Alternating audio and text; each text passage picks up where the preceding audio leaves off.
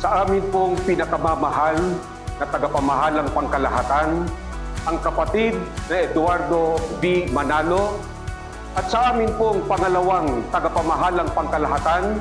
ang kapatid na Angelo Eradio V. Manalo, at sa lahat po ng mga kapatid sa buong mundo, mula po dito sa Distrito Eklesyastiko ng San Jose, Mindoro Occidental,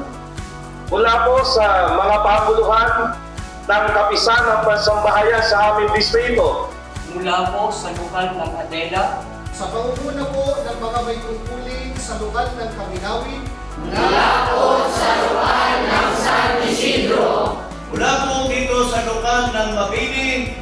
mula po dito sa lokal ng Paradise, mula po dito sa lokal ng Labangan, mula po sa lokal ng Gumbang, mula po sa mga may tungkulin at sa mga kapatid po dito sa lokal ng Ilin Proper, mula po sa lokal ng Semirara, mula po dito sa lokal ng Kalawag, mula po dito sa lokal ng Ligaya,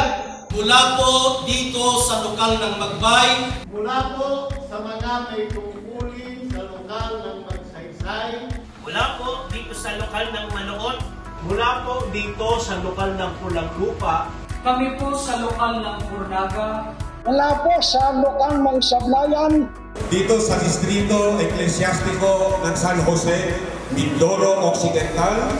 ay bumabati po sa lahat ng mga kapatid sa buong mundo ng